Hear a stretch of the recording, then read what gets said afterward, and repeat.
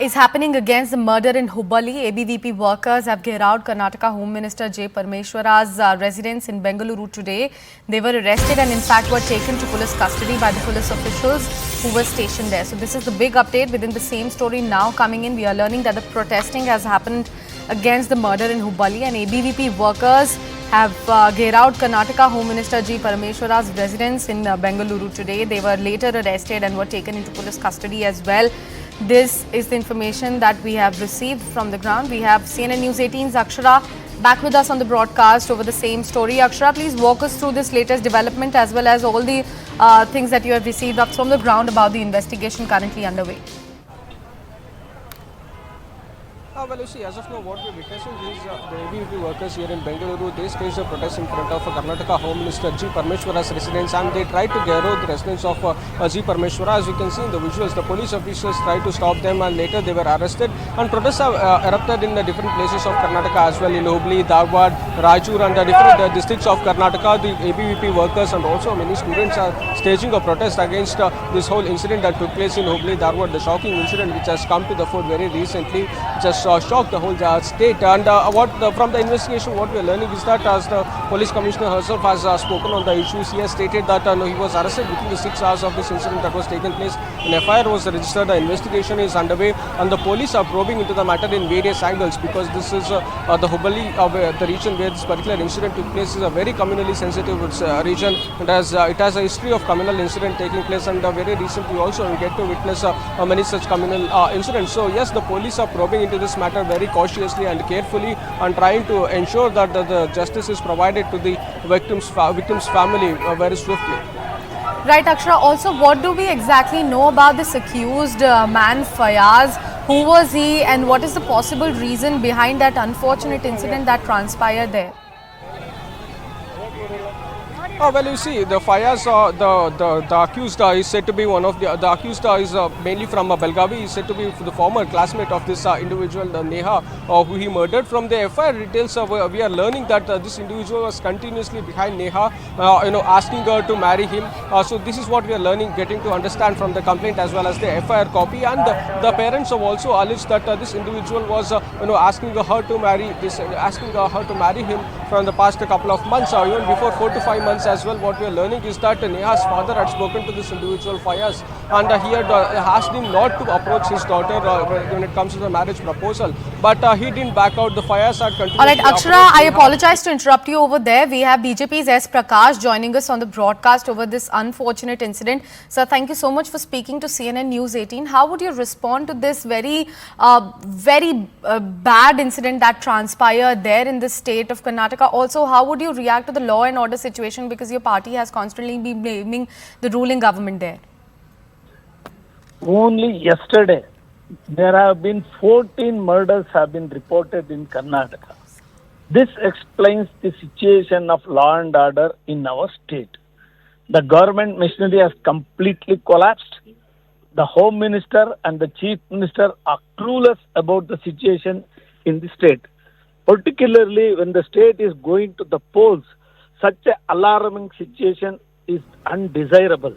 However, government is unconcerned. They are busy in accusing BJP of politicizing the issues. They are unable to discharge their duties, but put the blame on the opposition parties. This is the situation in Karnataka today.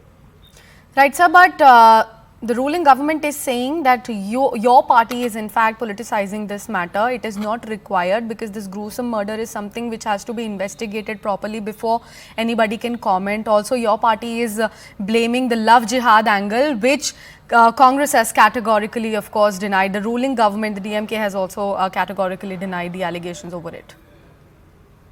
It was Mr. G. Parameshwar who said it is because of love affair this murder has taken place. The father of the girl has categorically stated it is because of the love jihad this incident has happened.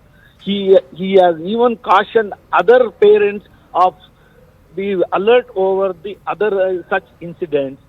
It is not BJP is politicizing it. It is the Congress party corporate daughter is killed, and it is their own party is making irresponsible remarks.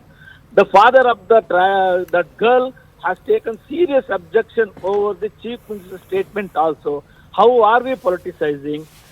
Politicizing means what they have to explain. We are very much concerned about the situation in Karnataka, the most sensitive situation. We are, as a responsible opposition party, it is our bounden duty to raise those issues. It is not for politics, it is for in the well-being of the people of Karnataka. Right. Sir, please stay with us. We have Congress's Sanket Yenagi joining us on the broadcast as well.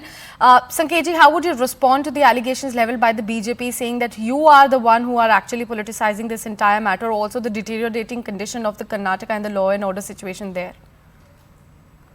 Now the unfortunate incident having taken place within the campus of the institution, primarily there is a responsibility, security failure, and the responsibility could be casted on the institution itself for having allowed someone to carry the knife inside the campus of the institute, number one. Number two, this incident is not being looked just at as an individual incident, but also it is being looked into from multiple angles by the investigating agency. When the investigation is on, it is too early for the BJP or to any other party to jump to some conclusion. If they have any evidence to show that this can be examined in different aspects and different angles too, and there is some material to demonstrate that, they are very well welcome to the office of the investigation officer. They can very well provide all the evidences which they have to substantiate what they are making allegations now. Merely making allegations for the purpose of elections is not going to suffice anyone any benefit. Instead, it is playing with the peace and order in the society. It is causing disturbance, and it is disreputing the state of Karnataka. So what I would say is, if they have any material evidence to demonstrate or to substantiate their claim, they are very well welcome to the office of the investigation officer. They can provide every information. They are ready to accept and examine in that aspect as well. But do not jump the gun. That's all. All right, Mr. Sanket and Mr. S. Prakash, thank you so much for speaking to CNN News 18 and putting your perspective across over that gruesome murder case that transpired there in the state of Karnataka. Shifting focus to another piece of breaking news now coming in. Within the same story, we are learning that the FIR of the Hubballi murder case has now revealed that the accused Fayaz had constantly approached Neha, the victim, to marry her and had even approached her parents to get her married to him as well. The complaint was given by Geeta, Neha's mother, who also reveals that Neha's father had already spoken to Fayaz 4 months back, asking him not to approach his daughter for marriage as she wants to study further. In her complaint, in fact, Neha's mother has also revealed that Neha had told her parents recently that she has, in fact, the Fayaz has threatened her of dire consequences if she didn't accept his marriage proposal.